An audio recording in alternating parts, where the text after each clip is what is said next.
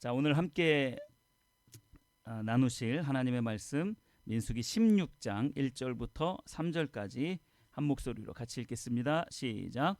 레위의 증손 고핫의 손자 이스할의 아들 고라와 르우벤 자손 엘리압의 아들 다단과 아비람과 벨렛의 아들 온이 당을 짓고 이스라엘 자손 총회에서 택함을 받은 자 곧 회중 가운데에서 이름 있는 지휘관 250명과 함께 일어나서 모세를 거스르니라. 그들이 모여서 모세와 아론을 거슬러 그들에게 이르되 너희가 분수에 지나도다.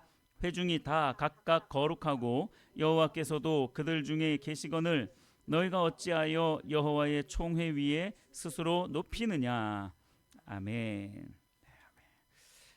오늘 이 본문 말씀 함께 읽으신 이 본문 말씀을 중심으로 해서 반역자의 후손에서 예배자로라는 제목의 말씀을 함께 나누도록 하겠습니다. 여러분, 피는 못 속인다라는 말 잘 아시죠? 피는 못 속인다, 이러한 말 잘 아실 것입니다. 타고난 본성이나 어떤 유전적인 성향, 이것을 바꾸기란 참 쉽지 않다, 이 말이에요. 여러분들의 타고난 본성 또는 어떤 여러분들의 성향 다 있잖아요, 그렇죠? 여러분들의 성향과 본성이 다 있습니다. 다 색깔이 참 달라요. 다 다양합니다. 그런데 여러분들의 그 본성이나 그 성향 바꾸기 쉽습니까? 잘 안 바꿔져요. 이건요, 우리가 예수님을 믿어도 이 본성이라는 것 자체가 잘 안 바뀌어지는 게 좀 있어요. 아무리 맞아도 잘 안 바뀌어지는 게 좀 있습니다. 아무리 맞고 두드러 패도 이게 이 타고난 본성이나 유전적인 성향이 쉽게 바뀌지는 않아요. 우리가 그 유전적인 성향이나 어떤 본성, 이러한 것들을 바꿀 수 있는 능력이 우리 안에는 전혀 없습니다. 우리 안에는 전혀 없어요. 그러나 하나님께서 바꾸시기로 작정하신다면 그것도 바뀌어지는 줄 믿으시길 바랍니다. 그래서 어떤 사람들은요, 자신에게 처해진 어떤 그러한 상황, 이것은 절대 바꿀 수 없다, 이런 생각을 가지고 있는 사람들이 있어요. 그런 사람들을 운명론자 또는 숙명론자라고 그렇게 말을 하죠. 이미 정해진 자기의 처지, 그건 이미 정해져 있다는 거예요. 그렇기 때문에 나는 이걸 거스를 수 없어. 그래서 그 부분에 대해서 그냥 수동적으로 그냥 받아들이는 거예요.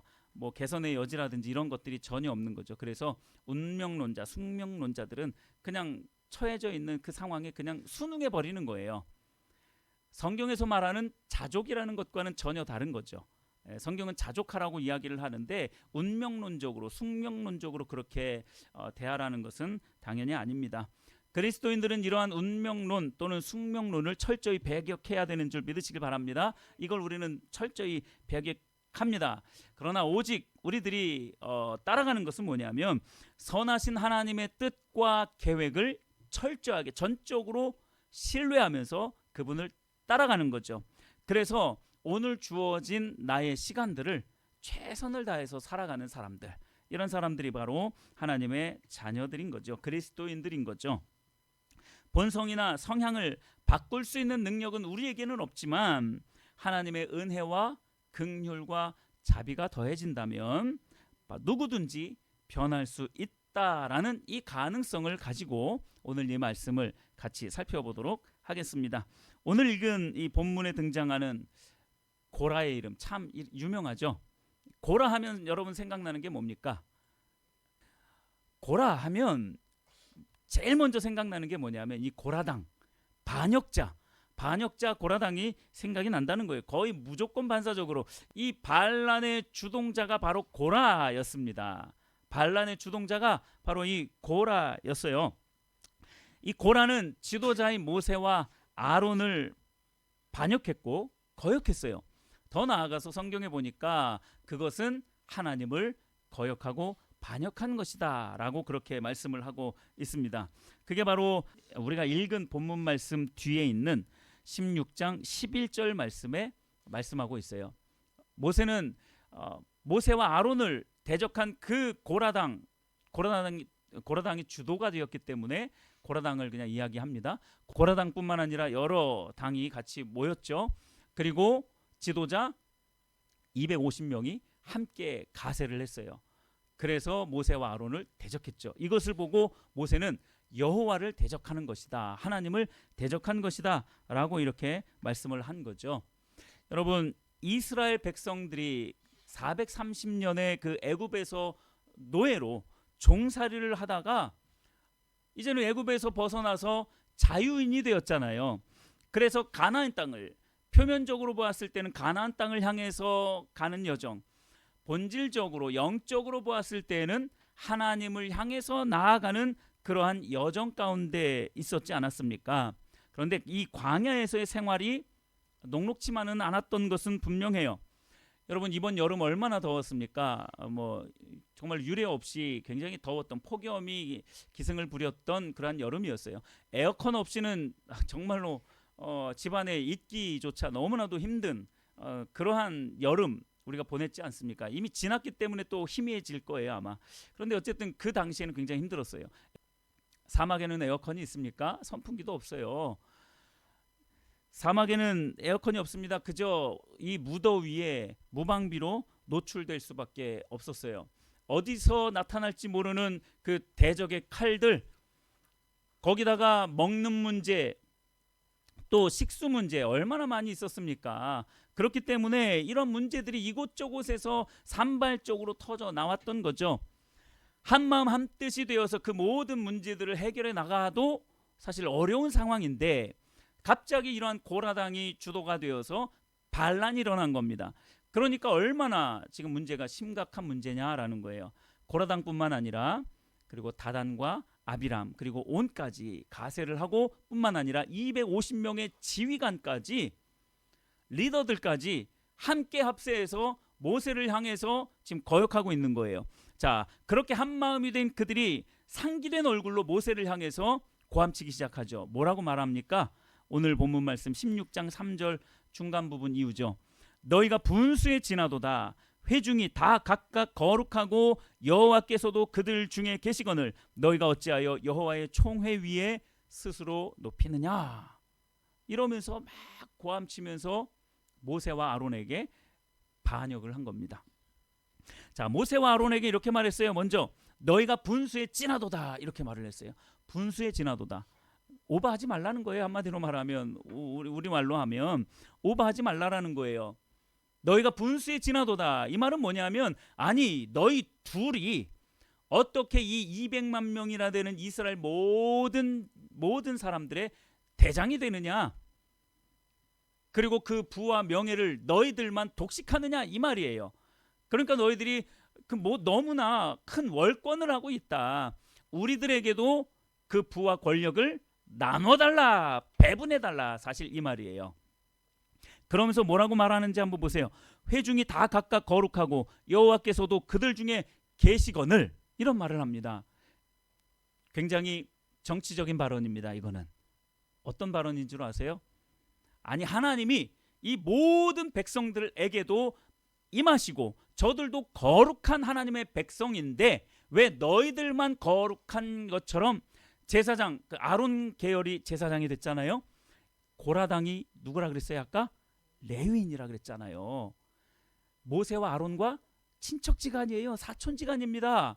그러니까 이 고라당이 생각을 하기에, 아니 왜 모세와 아론만 그렇게 독식하느냐 이거예요. 부와 명예를 다 독식하느냐 이거예요. 그러니까 분수에 진하다 이렇게 말을 하면서 선동질을 하기 시작합니다. 누구를요? 주변에 있는 백성들을. 봐라, 이들도 다 거룩하고 하나님이 함께하는 자들이다 라고 하면서 백성들을 요동치게 만든 거예요. 그 마음을. 여러분, 정치하는 사람들 있잖아요. 정치하는 사람들은요, 백성들을 잘 선동하는 자가 정치하는 사람이에요.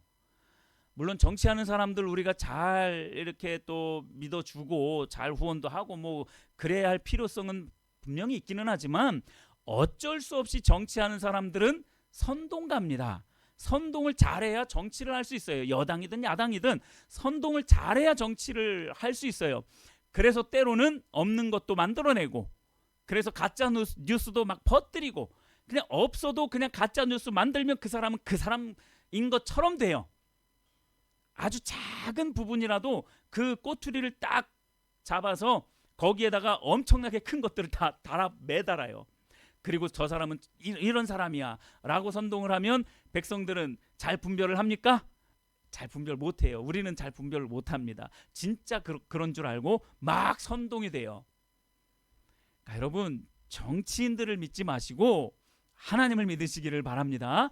고라가 그걸 너무나도 잘 알았던 거예요. 야, 이 백성들도 얼마나 잘났냐. 이들도 하나님이 함께하는 거룩한 하나님의 백성들이다. 그런데 왜 너희들만 이 부와 명예를 다 독식하느냐. 사실 뭐 모세와 아론이 부와 명예를 다 독식한 것도 아니에요. 그냥 하나님이 하라고 하는 것만 그냥 한 것뿐이죠. 자, 그러면서 이 고라당이 뭐라고 말하는지 보세요. 마지막에 너희가 어찌하여 여호와의 총회 위에 스스로 높이느냐, 이렇게 반역을 합니다. 여러분, 모세와 아론 누가 세우셨어요? 하나님이 세우셨어요. 출애굽기와 레위기를 보면 너무나도 명명백백하게 하나님이 모세와 아론을 세웠어요. 오히려 모세는 나는 못해요, 나는 안 해요, 막 이렇게 하나님 앞에 저항했던 사람이 모세예요. 그런데 하나님의 뜻이 너무나도 확고했기 때문에 이 일을 감당하기로 결단을 한 거죠. 그건 당연히 하나님의 은혜였습니다. 그런데 이 고라당이 뭐라고 말합니까? 여호와의 총회 위에 너희가 스스로 너희들을 왜 세우느냐? 이건 무슨 말이냐면요, 하나님의 권위를 완전히 무시하는 거예요. 하나님께서 세우신 그 질서를 완전히 무너뜨리는 거죠. 여러분, 교회를 무너뜨리는 사람은 다른 사람들이 아니에요. 이렇게 지위가 있고요, 교회에서 어떤 많은 일들을 하는 사람들이 많이 그렇습니다. 그래서 내가 많은 일들을 하고 많은 헌신하고 봉사를 할 때에 나 자신을 잘 돌아볼 수 있어야 돼요. 내가 혹시 이 고라당처럼 교만해지지는 않았는지, 이러한 부분들을 우리가 살펴보지 못하면 나는 열심히 한다고 하는데 교회를 어지럽히고 성도들을 분란하게 만드는 그런 역할을 할 수도 있다라는 것입니다. 자, 이 말을 하면서 그렇게 자기 유익이나 자기 목적을 이루기 위해서 이렇게 백성들을 선동해 가면서 이 일들을 하고 있는 거예요. 그러면서 하나님의 권위까지도 다 무너뜨리고 있는 거죠. 이게 바로 누구를 중심으로 일어난 일이라고요? 고라를 중심으로 일어난 일입니다. 고라가 모세와 아론과 사촌지간이기도 하고 또 레위인이니까 자기들도 제사장 되게 해달라 이 말이에요. 같이 나누어 먹자 이거예요. 우리도 제사장 되게 해달라 이거예요. 왜 아론 계열만 제사장이 되게 하느냐, 이런 말을 하는 거죠. 더 나아가서 여러분 한번 그 주동자들 한번 보실래요? 고라와 다단과 아비람 그리고 온이 있는데 르우벤 자손이에요. 르우벤이 어떤 사람입니까? 야곱의 첫째 아들이에요. 장자입니다. 왜 얘네들이 이렇게 모의를 하게 됐는지, 반역하게 됐는지 아시겠어요? 고라는 레위인이고 거기다가 모세와 아론과의 사촌지간이고 거기다가 다단과 아비람은 장자지파예요. 르우벤 장자지파입니다. 왜 우리가 장자지파인데 왜 우리를 이렇게 괄시하느냐, 왜 우리를 이렇게 다 빼고 너희들끼리만 하고 있느냐 하면서 이렇게 모아진 거예요. 결국은 자기의 어떤 자기의 권력을 다시 되찾고 싶은 거예요. 고라당 같은 경우는 제사장 직분을 자기들도 받고 싶은 거죠. 그러니까 뒤에 보니까 이들이 왜 제사장 직분을 탐내느냐라고 모세가 또 그렇게 이야기를 하는 것을 보면 그 사실은 분명하다라는 것이죠. 자, 이 반역 사건으로 하나님은 크게 노하셨습니다.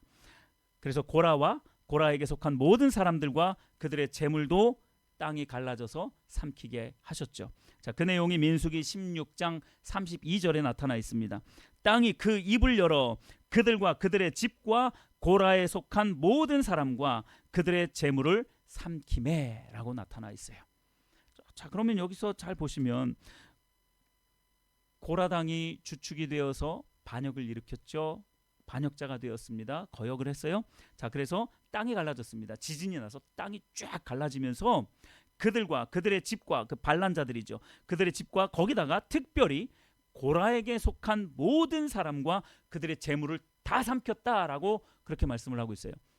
그런데 어떻게 고라 자손이 그 뒤에 말했던 고라 자손이 어떻게 그 뒤에 다윗의 장막의 주인공이 될 수 있었느냐 이 말이에요. 고라 자손들이 지금 다 죽었는데, 자, 고라는 반역자로 낙인이 찍혔습니다. 하나님을 대적한 자로, 하나님의 뜻과 계획을 훼손시킨 자로 낙인 찍혔습니다. 그런데 성경에 보니까요, 민수기 뒤에 보니까 민수기 26장 11절 말씀에 보니까 고라의 아들들은 죽지 아니하였더라라는 아주 짧은 말씀이 나타나 있어요.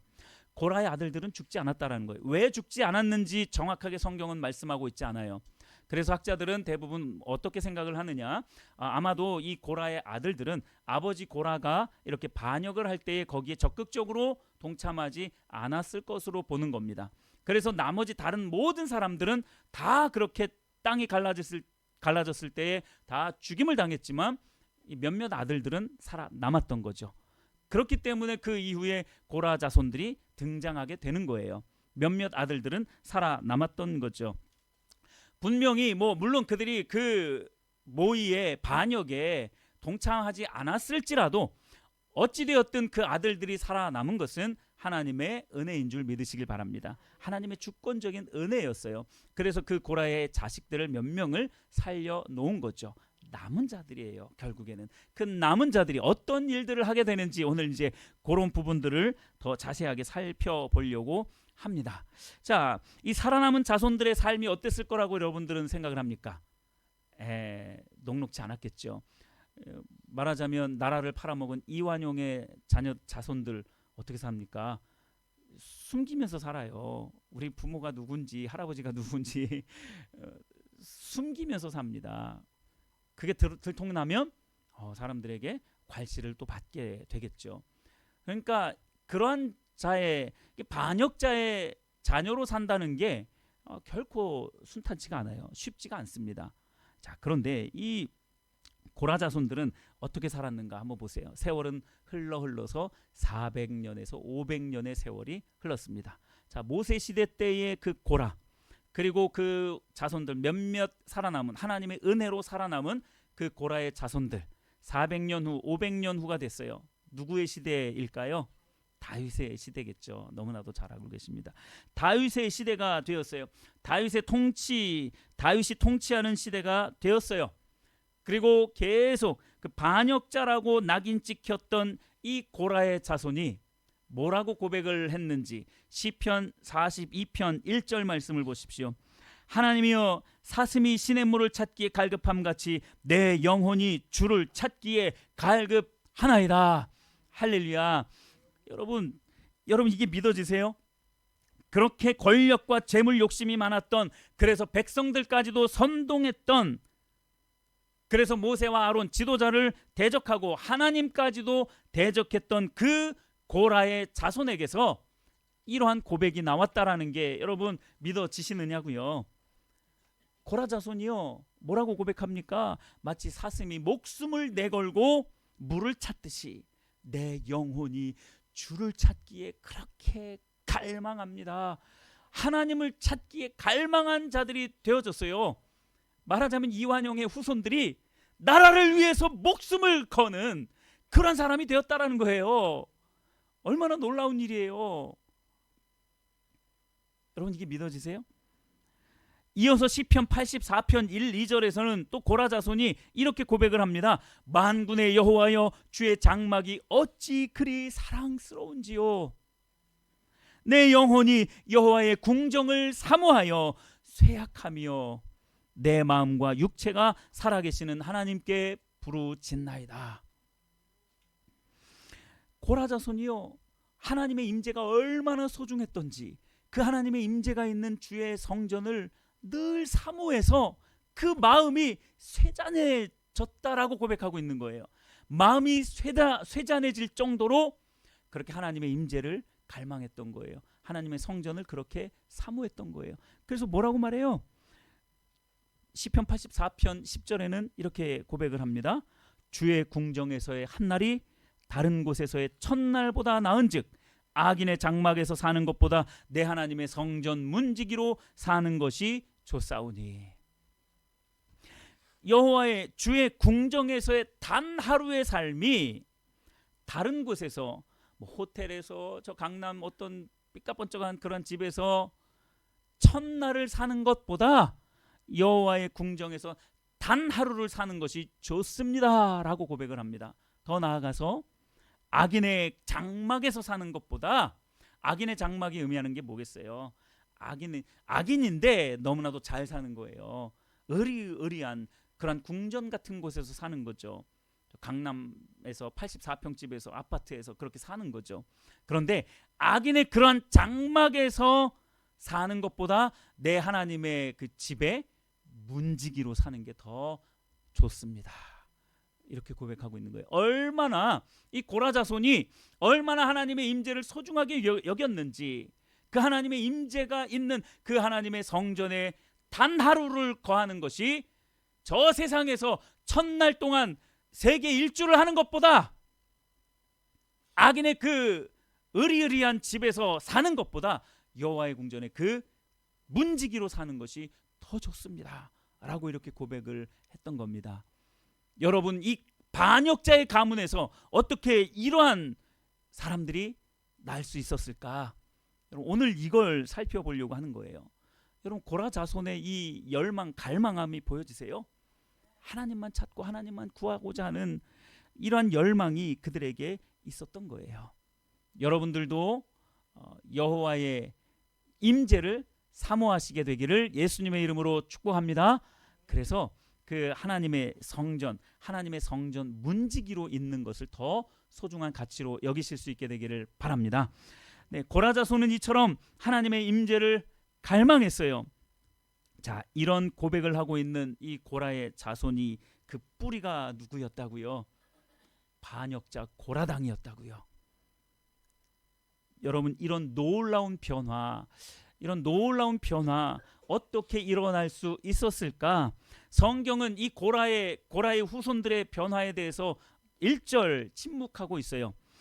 그러나 4가지로 그 이유를 우리는 짐작해 볼 수 있습니다. 네, 성경에 나온 것은 아니기 때문에 이것은 짐작해 볼 수 있는 거예요. 그러나 이것은 분명합니다. 거의 분명해요. 첫 번째, 이런 일은 어떻게 일어날 수 있느냐? 첫 번째가 가장 중요하죠. 하나님의 은혜와 자비와 긍휼인 줄 믿으시길 바랍니다. 하나님의 은혜와 자비와 긍휼이 없이는 이러한 일이 도무지 일어날 수가 없다라는 거예요. 물론 고라 자손들은 조상들이 저질렀던 그 죄에 갇혀 있지 않으려고, 그 죄의 뿌리를 끊어내려고 굉장히 노력했을 겁니다. 그리고 하나님께 헌신하는 그러한 삶을 선택했겠지요. 그 조상들이 저지른 그 죄의 꼬리표, 그것으로 인하여서 계속되어지는 어떻게 보면 무시나 핍박, 이런 오해, 이러한 것들 다 감당했을 겁니다. 그 정죄의 굴레에서 매이지 않고 끊임없이 하나님을 찾았을 거예요. 물론 그들은 그렇게 했을 겁니다. 그럼에도 불구하고 이 모든 일은 하나님의 은혜와 자비와 긍휼이 있었기 때문에 가능했다라는 겁니다. 하나님이 은혜와 자비와 긍휼을 베풀지 않았다면 이 고라 자손이 이렇게 바뀔 수는 없었을 것입니다. 두 번째, 이런 일은 어떻게 가능했느냐? 예배를 선택하고 하나님의 길, 그리고 하나님의 방법을 의지적으로 선택했기 때문에 이 일들이 가능했다라는 것입니다. 여러분, 모든 것이 하나님의 은혜와 자비와 긍휼인 것은 분명해요. 그럼에도 불구하고 우리가 반드시 의지를 들여서 선택해야 할 부분도 있다라는 거예요. 우리가 선택해야 되는 게 뭐냐면 예배를 선택하는 것이고요, 하나님의 길과 하나님의 방법을 선택해야 된다는 거예요. 이것은 우리의 의지를 드려야 돼요. 그저 하나님의 은혜가 있으니까 뭐 하나님의 은혜로 나를 붙들어 주시겠지 하고서 가만히 있으면 안 돼요. 그럼 100번이면 100번 예배를 선택 안 해요. 집에 그냥 눌러 앉아서 빈대떡이나 돼버리죠. 쫙 눌러져가지고 네네 이것도 누르고, 네, 리모컨 누르는 사람이 되겠죠. 그리고 뭐 낮잠을 자든 자기 성공을 위해서 열심히 또 뭔가를 하든 썩어질 것을 위해서 아마 그렇게 하겠죠. 여러분, 고라 자손이 이렇게 변화되어질 수 있었던 이유는 예배를 선택하고 하나님의 길과 하나님의 방법을 의지적으로 선택했기 때문이다라고 라는 것을 여러분 아시기를 바랍니다. 예배가 안 되고 예배할 힘도 없고 예배할 마음도 전혀 없다 할지라도 여러분 예배를 선택하시기를 바랍니다. 예배를 선택해서 성공적으로 드린 사람은 하나님과 늘 동행하게 될 것입니다. 여러분, 진짜 인생에서 성공한 사람 어떤 사람인 줄 아세요? 예배에 성공한 사람인 줄 믿으시길 바랍니다. 인생에서 성공한 사람요, 돈 많이 벌고 높은 지위에 오르고 좋은 집, 좋은 차 타고 다니는 사람이 성공한 인생이 아니고요. 예배에 성공한 사람이 가장 성공한 사람입니다. 왠 줄 아세요? 예배에 성공한 사람은 하나님이 내 속에 들어와 계시기 때문에 그런 거예요. 하나님이 내 안에 들어와 계시기 때문에 그 사람의 인생은요, 실패할래야 실패할 수가 없어요. 여기서 실패하지 않는다라는 것은 돈 많이 벌고 높은 지위에 오른다라는 말이 아닙니다.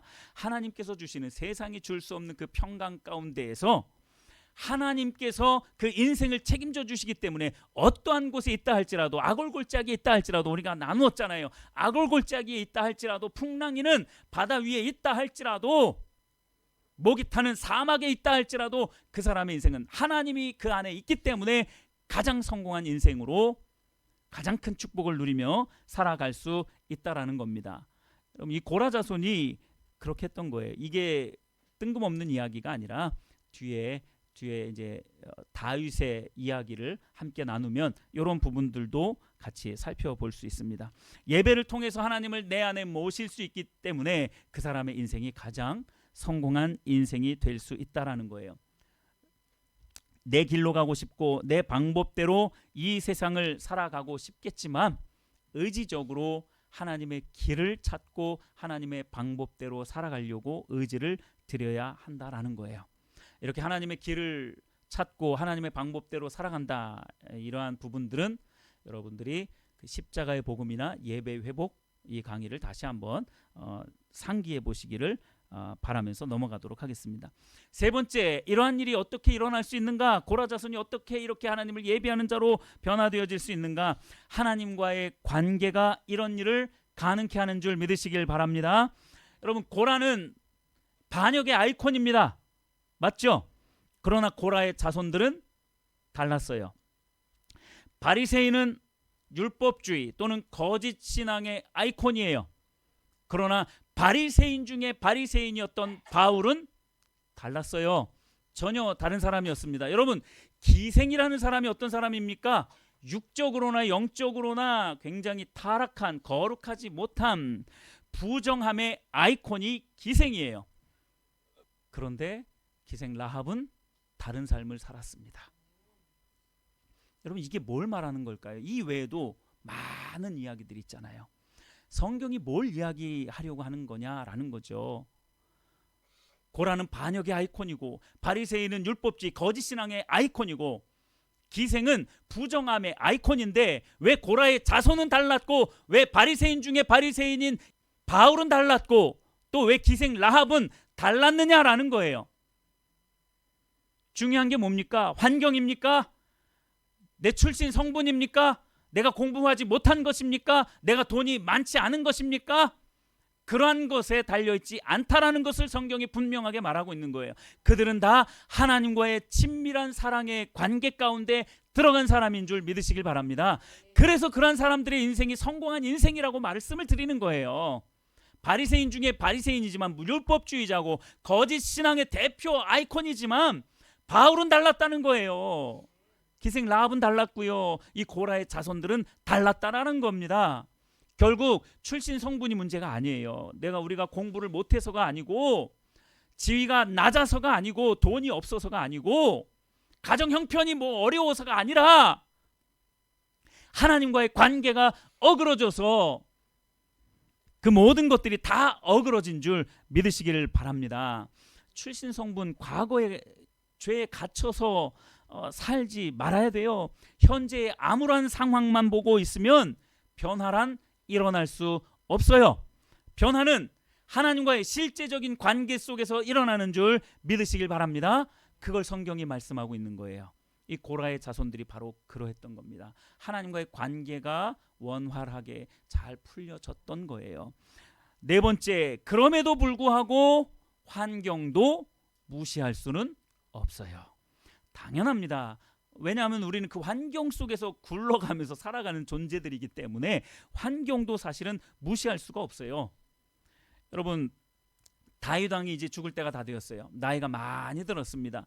나이가 많이 들어서 늙었을 때 어느 날 모든 방백들을 다 모읍니다. 방백이라 하면 리더들을 말해요. 지도자들을 말합니다. 모든 지도자들을 다 모으고 거기다가 관리들과 제사장들과 레위인들을 다 모읍니다. 그들을 다 모아놓고 다윗이 뭘 하냐면 30세 이상의 레위인들의 수를 헤아려라 이렇게 명령을 내요. 아니 지도자들과 그리고 관리들과 제사장들 그리고 레위인 이렇게 모아놓고 레위인의 수만 그것도 30세 이상의 레위인의 수를 헤아려라 라고 이렇게 명령을 내요. 이게 뭐냐면 모든 사람들 특히 지도자들 앞에서 이 레위인들의 임무를 공포하려고 하는 거예요. 30세 이상의 레위인들을 다 헤아리래요. 그렇게 헤아려 봤더니 3만 8천 명이었습니다. 다 헤아려 봤더니 30세 이상의 레위인들이 3만 8천 명이었어요. 자, 이 3만 8천 명 중에 2만 4천 명을 어떻게 직임을 주었냐면 성전의 일을 보살피는 자로 2만 4천 명을 딱 제합니다. 자, 이제 몇 명 남았어요? 1만 4천 명이 남았죠. 그 중에 6천 명을 어떤 사람으로 또 구별했냐면 레위인 중에 6천 명을 관원과 그리고 재판관으로 6천 명을 또 그렇게 삼습니다. 자, 이제 몇 명 남았어요? 8천 명이 남았습니다. 4천 명은 성전의 문지기로 삼았어요. 그래서 고라 자손이 그런 고백을 한 거예요. 성전 문지기로 있는 것이 얼마나 큰 축복인지 모르겠습니다. 4천 명이 남았죠. 마지막 4천 명을 어떤 사람으로 썼을까요? 악기로 찬양하는 자들을 썼어요.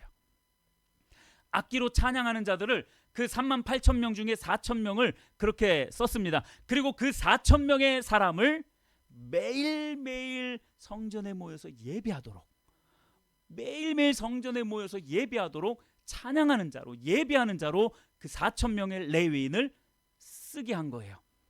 자, 성경에 여러분들이 그 찬양하는 자들 특히 찬양하는 자의 대표격인 사람 리더격인 사람 중에 한 사람이 누구냐면 헤만이라는 사람이 있습니다. 헤만이라는 사람 잘 들어보셨죠? 헤만, 아삽 뭐 이런 사람들 나오는데 헤만이라는 사람이 바로 누구의 자손이냐면 고라의 자손이에요. 고앗 자손이죠. 그앗 자손. 그앗 자손에 이렇게 내려오면 고라가 나오고 고라에서 이렇게 쭉 내려오면 이 헤만도 나오는 겁니다. 자, 다윗이 뭘 했는지를 여러분 잘 한번 보세요. 이 고라 자손으로 매일매일 성전에서 찬양하는 그 직임을 준 거예요. 매일매일 하나님을 예배하는 환경이 이 고라 자손에게 만들어진 거죠. 물론 이건 이렇게 이 고라 자손의 출신 성분 따지지 않은 이 다윗의 훌륭함도 분명히 있지만 여러분 이 고라 자손이 예배하는 환경 속에 항상 들어가 있었던 거예요. 돌아가면서 했을지는 모르겠지만 어쨌든 성전 예배가 끊어지지 않도록 이 4천 명의 레위인들은 항상 성전에 모여서 이렇게 예배를 했다라는 거죠. 이렇게 예배하는 환경에 이 고라 자손들이 노출되었다라는 거예요. 저는 이 부분도 좀 더 중점적으로 이제 살펴보려고 합니다. 여러분, 여러분들이 어떤 환경에 자주 노출되는지 이거 굉장히 중요합니다. 여러분들 한번 생각을 해보세요. 내가 어떤 환경에 자주 노출되어져 있는가? 물론 여러분 다시 한번 말씀을 드리지만 이 환경이 결정적인 요인은 분명히 아닙니다. 결정적인 요인은 분명히 아니에요. 그러나 이 환경도 굉장히 중요한 한 부분이다라는 것만큼은 우리가 반드시 알아야 한다라는 거죠. 결국 예배를 통해서요, 이 고라 자손들은 그 실제적인 임재 가운데서 하나님을 실제적으로 경험할 수 있었던 거예요. 그러니까 시편 42편 같은 그 주옥 같은 고백을 고라 자손들이 할 수 있었던 겁니다.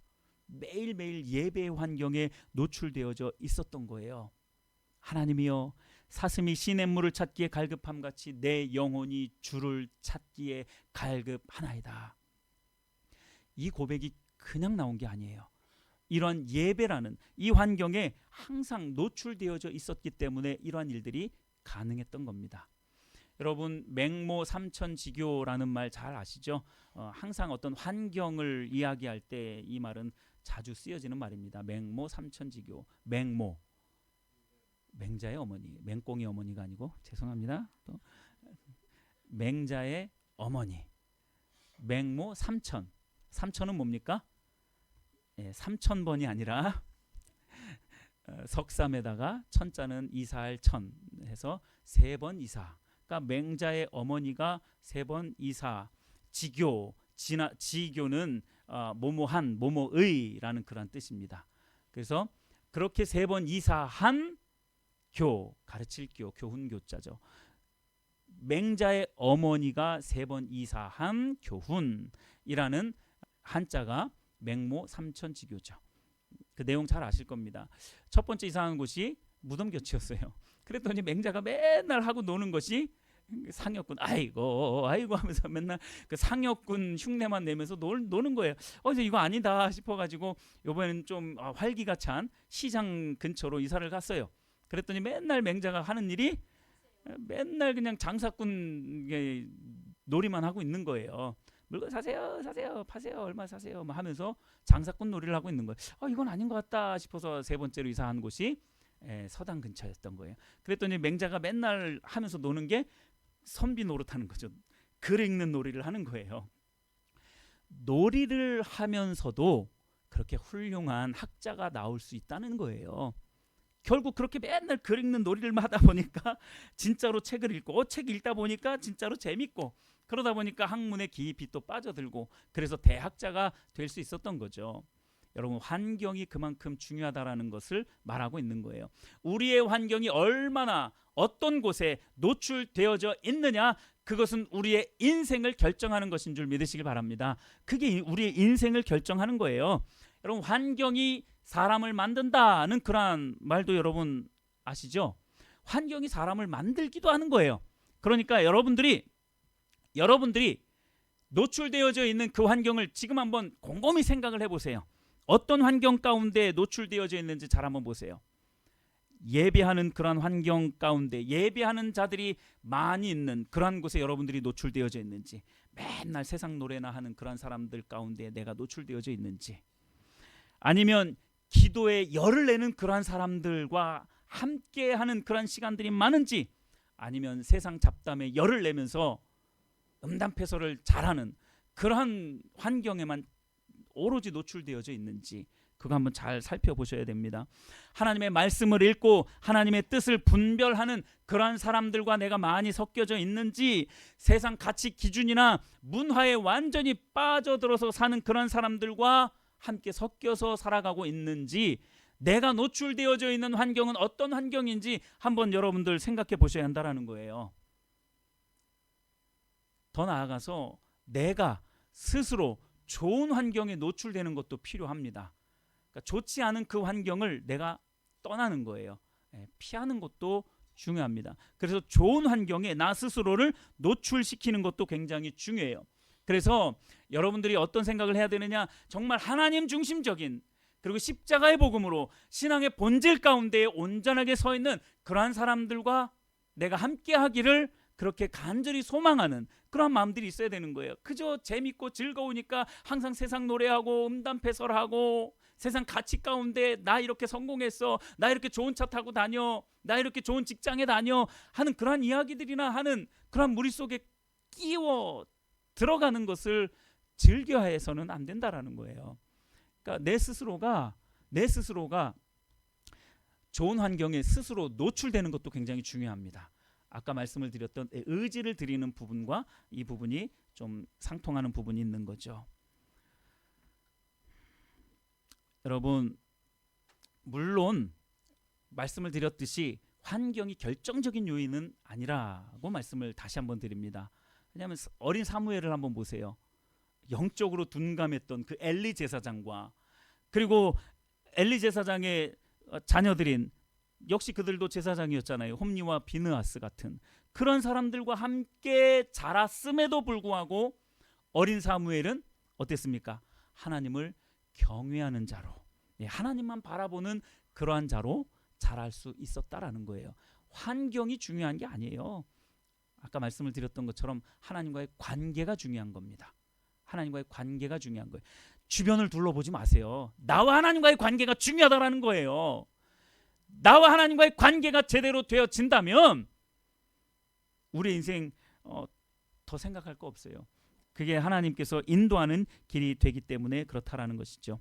자, 이런 예외적인 경우도 당연히 있지만 환경은 절대 무시할 수 없는 그러한 요소인 것만큼은 분명하다라는 것입니다. 말씀을 정리하면서 마무리하도록 하겠습니다.